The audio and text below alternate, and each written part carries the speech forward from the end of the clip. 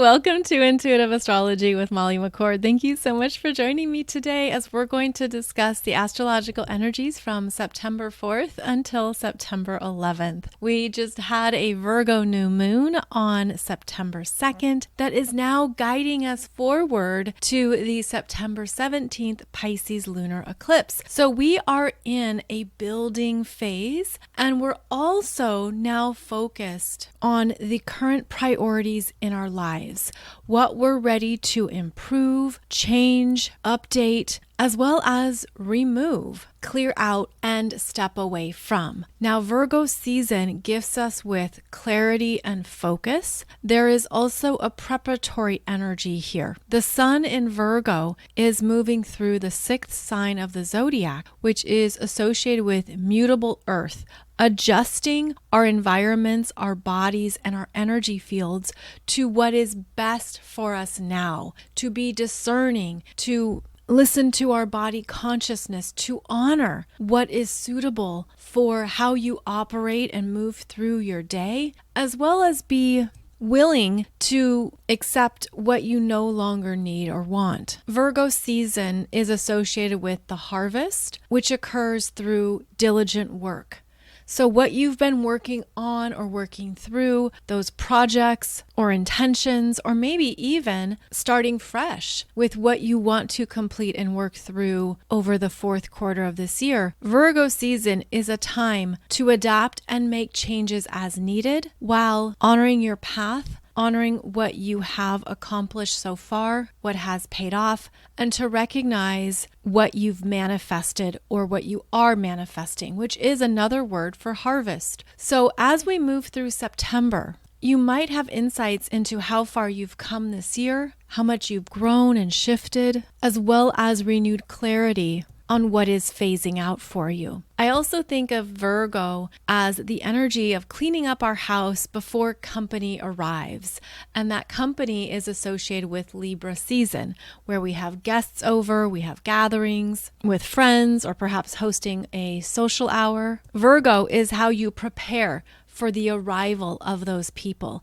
And you might be feeling that in your space as well, that it's time to declutter and straighten up. Of course, this doesn't have to be literal. It could be figuratively speaking. But the idea is, what is in excess that is holding you down or overwhelming you? What are you realizing no longer serves you? Now, service is another key word for Virgo season, and it isn't simply about how you are of service to others or something bigger than you, but also how you are prioritizing your own needs, how you're taking care of your body, mind, and spirit, and how you're making yourself a priority on the to-do list as well. And that's always an important intention to come back to, especially as we move towards the holiday season. And perhaps you notice that this time of year, your calendar starts to get fuller as well. So in addition to the practical expressions of Virgo, I also wanted to touch on how Virgo connects to many asteroids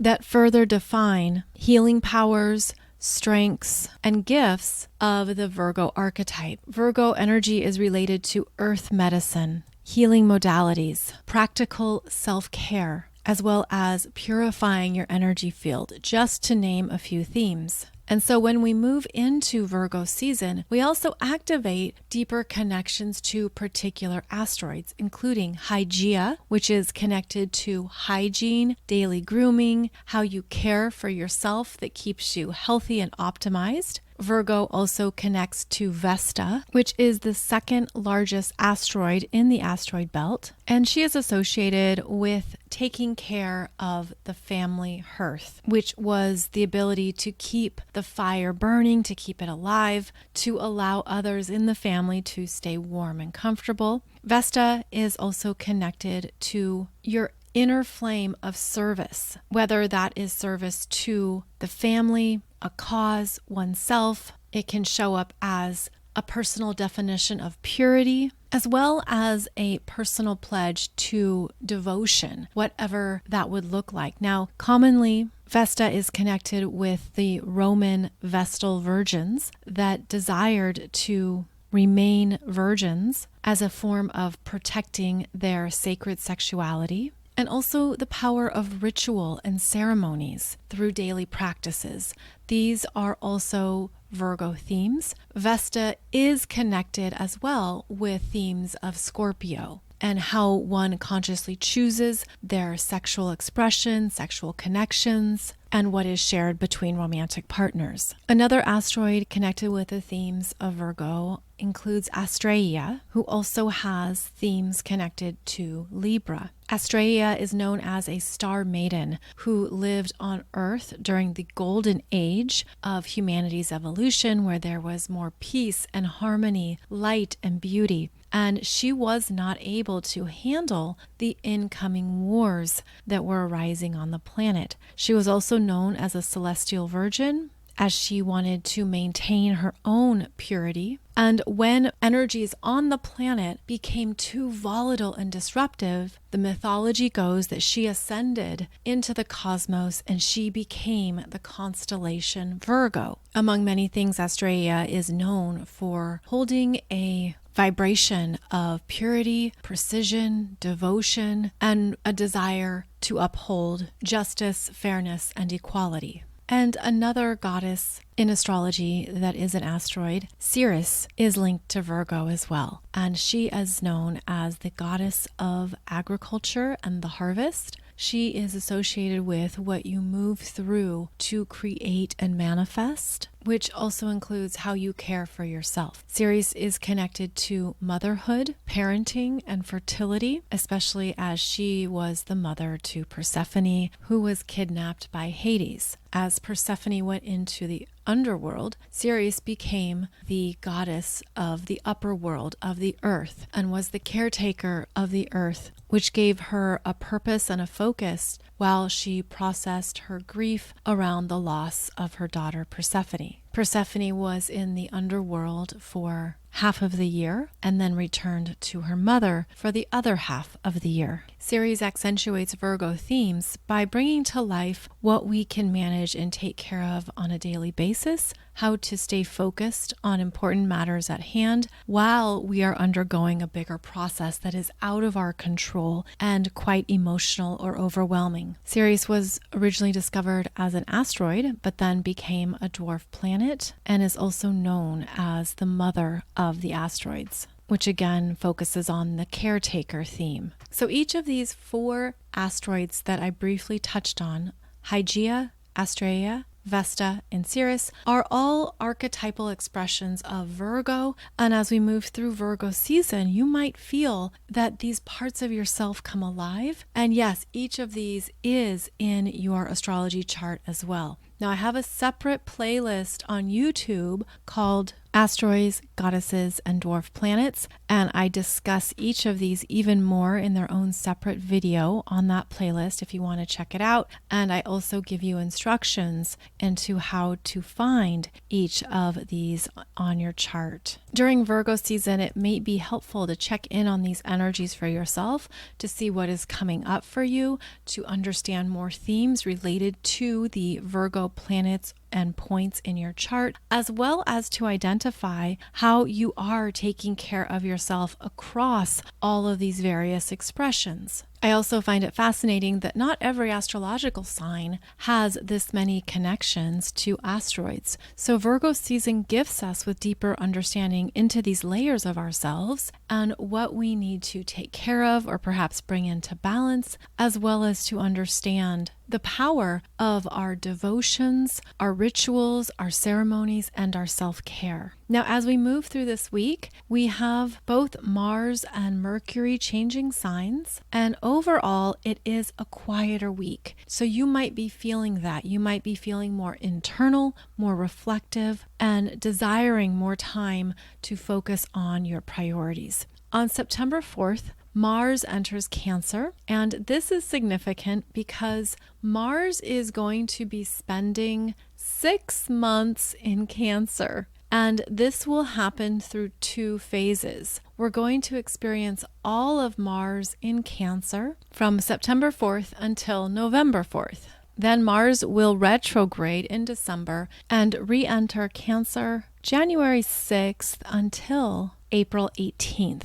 So we're beginning an important chapter that will last into the fourth quarter of 2025. Now, during this week, Mars is just moving into Cancer, and the energy shifts from the highly active Mars in Gemini, which is curious, fast-moving, seeks stimuli, has a lot of thoughts, a lot of ideas, a lot going on to the point of overwhelm and feeling overworked. Now, as Mars moves into Cancer, there's a settling down. It's almost like you stop moving, just collapse onto the couch, put down the phone, put down the devices, and just listen to how you're feeling. And you might realize you're exhausted and tired, maybe drained and you need a break. Or perhaps you just want to take a beat, just want to take a minute to listen to yourself, how you're feeling, what is really happening inside your inner being, and not feel like you have to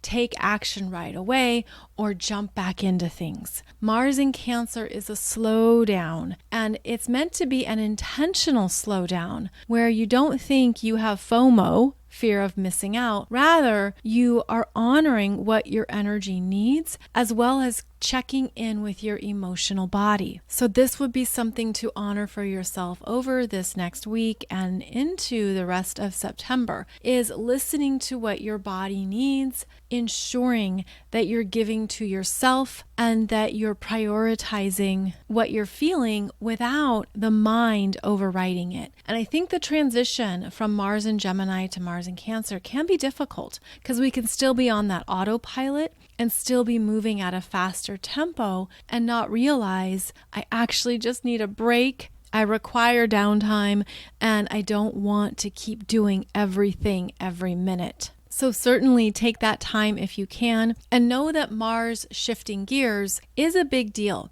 Mars in Cancer is not assertive, does not move directly or even in a linear fashion.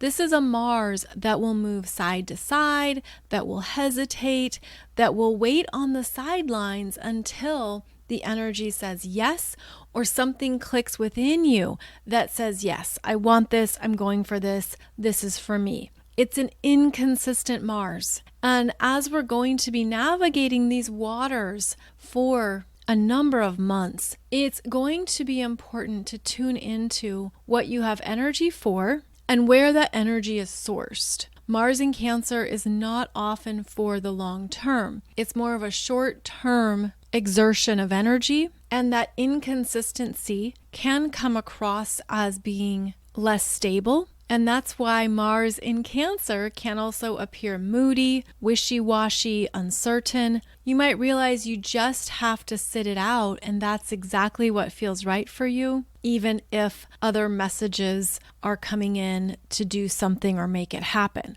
This is Mars entering the first water sign of the zodiac, and he's learning how to swim. He's learning how to make moves in the water, even if that's simply treading water at times. This is Mars basically out of his element and understanding that he's working in a new manner and has to use a new navigational method in order to get to where he wants to go. And that new navigational method is connected to the tides, the moon, the lunar cycle, as Cancer is ruled by the moon. So Mars is going to be syncing up more with the lunar energies, and you might find that there are days and periods of time when things are flowing and moving and easier. Of course, this will certainly be the case whenever the moon is in water signs or earth signs, as these are the elements that will support Mars in Cancer. But when the moon is in air signs and in fire signs, this Mars in Cancer can be more confused or overwhelmed,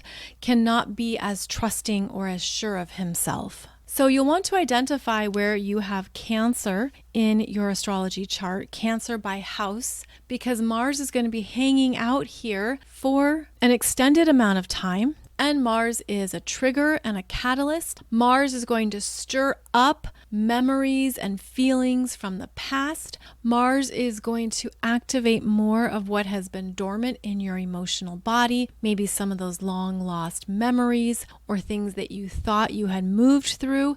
If you haven't fully moved through it, Mars in Cancer will bring it up. So we'll be talking more about these Mars in Cancer themes, but I just want to give you a heads up on some general expressions to be aware of. And I'll have a separate podcast episode for you going through more of these specifics shortly. September 5th, we have Venus in Libra conjunct Black Moon Lilith and the South Node in Libra. So Venus will bring up relationships with women, sisters, girlfriends, partners. You get the gist. And as Venus in Libra connects with Black Moon Lilith, it brings up shadow energies, repressed anger, what has been withheld. And in Libra, it could be because it wasn't light, you didn't know how to talk about it, it wasn't appropriate to bring certain feelings or expressions to the forefront. Venus in Libra can hold back expressing herself, but this connection to Black Moon Lilith and the South Node means that something needs to be expressed and completed. It needs to be released so that you can move on and move forward. And it's also showing us parts of ourselves we're outgrowing in relational dynamics and patterns. So keep in mind that this could be a time of key conversations, which is also a Libra theme, and choices, making new choices, whether those are choices around people or simply an internal choice that you're making around the Libra areas of your life. This Venus is exfoliating. She's getting rid of stuff and purging, and it's happening through her shadow self. So something within her cannot be held back anymore. It has to come out.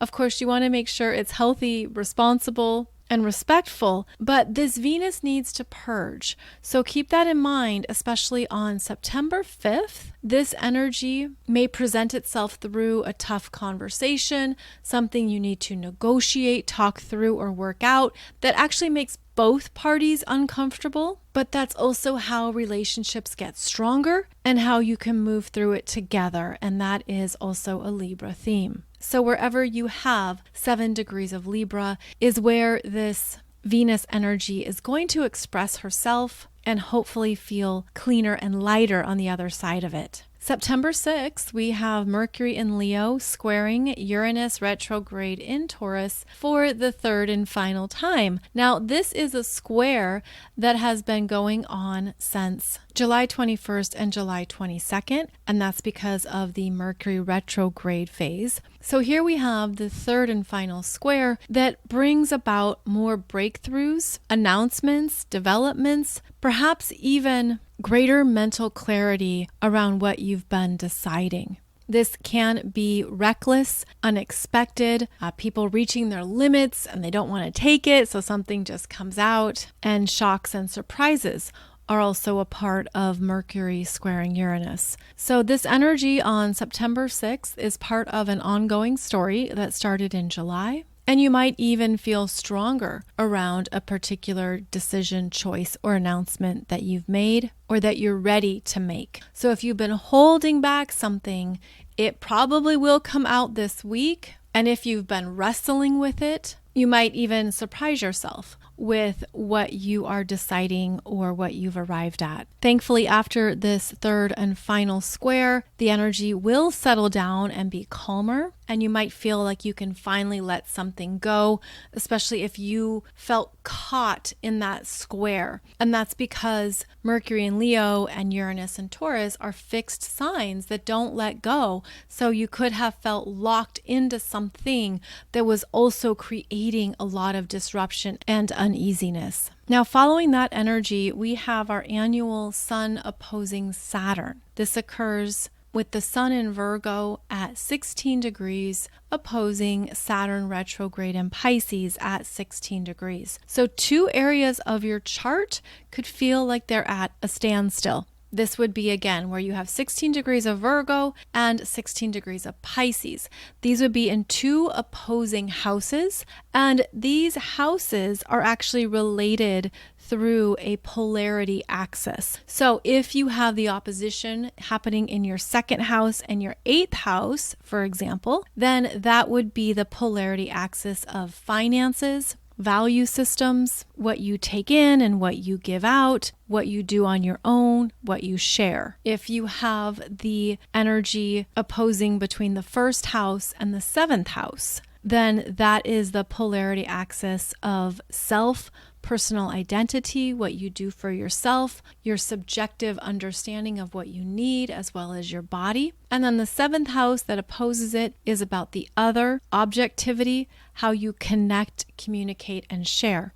I do have a playlist for you on YouTube discussing the polarity axes. So do check that out, because with the Sun in Virgo opposing Saturn retrograde in Pisces, there is something you're meant to evaluate and understand, but that can truly occur by stopping and seeing it clearly, as well as discerning, do I need this? Do I want this? Am I putting time and effort into something that doesn't matter for the long term? That's what Saturn in Pisces is showing us. So you're meant to see two parts of your life and how they are actually related, even through these oppositional forces, and how this annual opposition is highlighting what you are doing and creating through the Sun in Virgo, as well as where you need stronger boundaries and better management through Saturn in Pisces, as well as, again, that clarity on, do I really want this and do I really need this?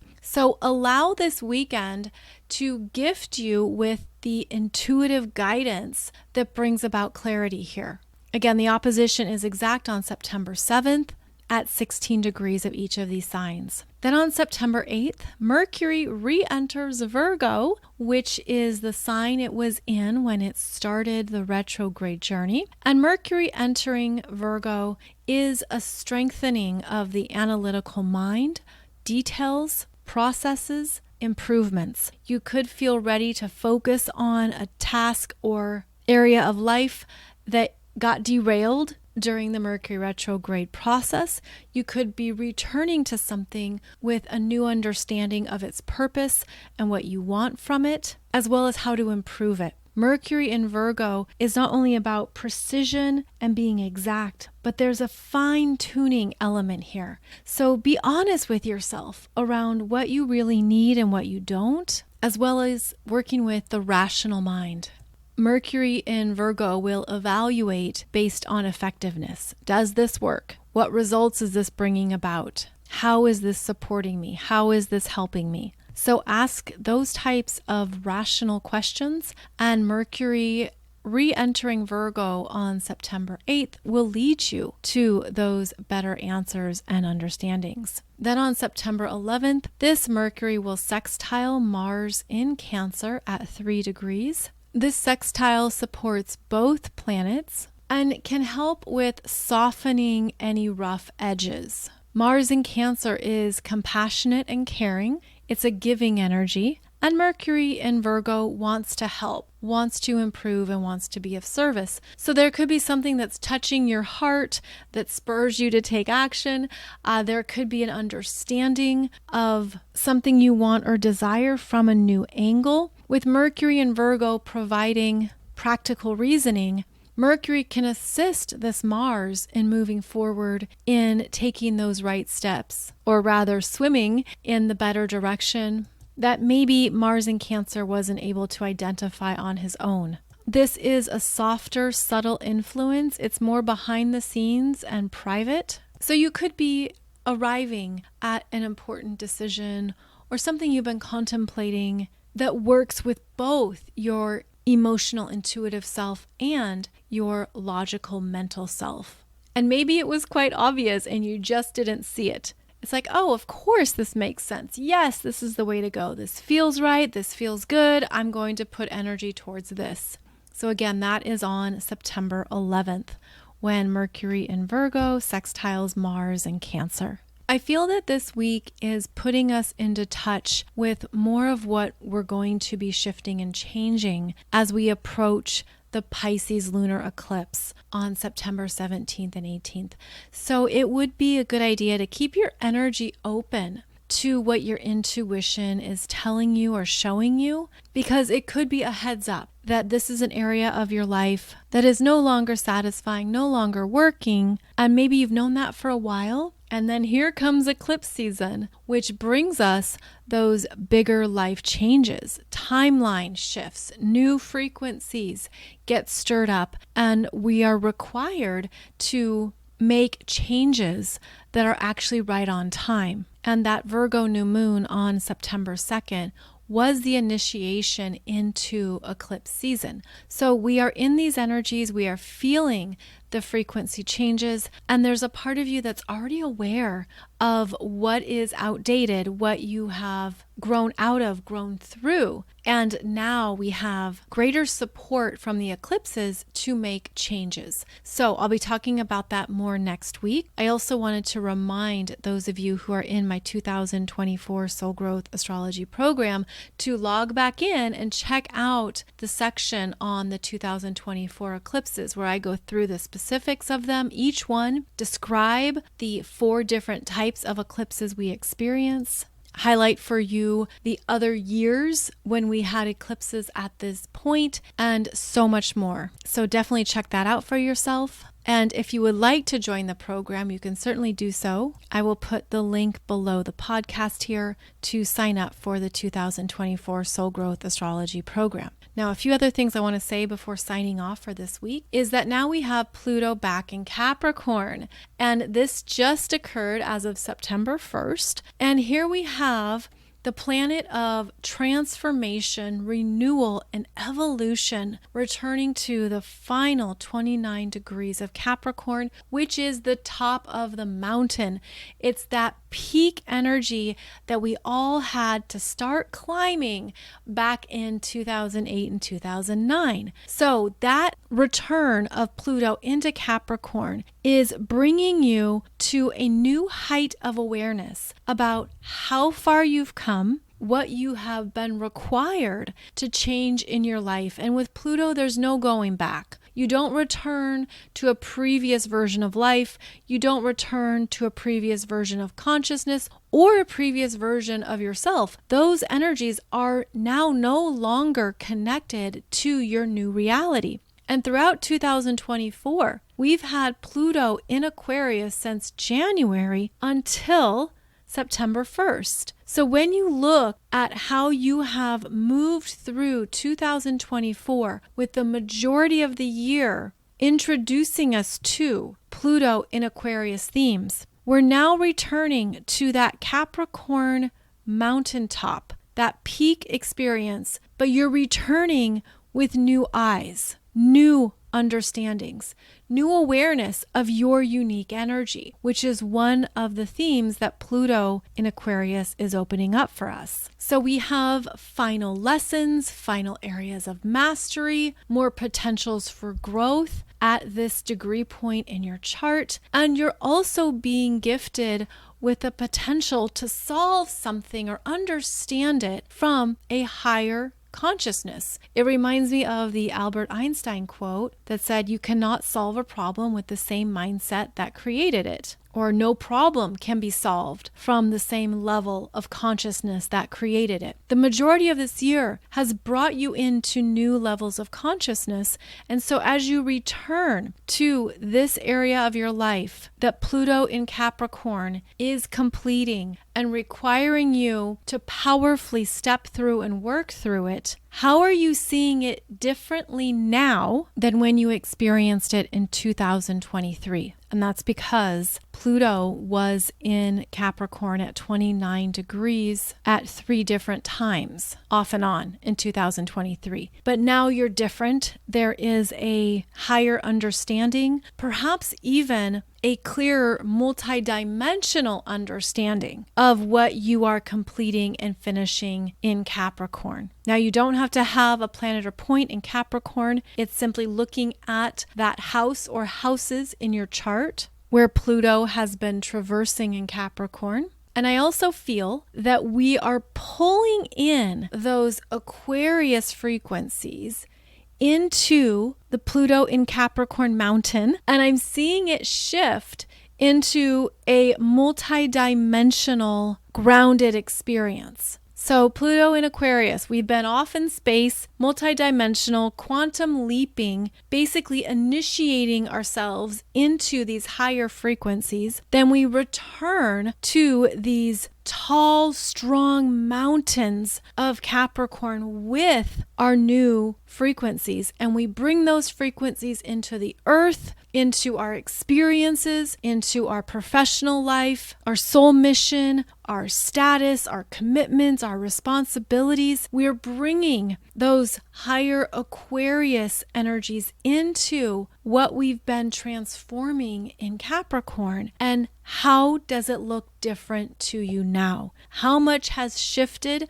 And are you able to master or complete something with new direct access to your multidimensional consciousness? And now you could see it all so differently. You could truly recognize how far you've come, that your work has paid off. The Capricorn energy requires us to move through challenges, develop greater strength, really have fortitude and commitment to where we're going. But Pluto has been destroying and demolishing what those Capricorn energies previously meant to us. So now you could even feel greater detachment, hold more wisdom, and see how you've re-sculpted your life in powerful ways that weren't quite evident in the moment. So this Pluto in Capricorn is returning us to themes we've already been working through. This is not new curriculum. You've already been in it, especially since last year, 2023, but now you're approaching it from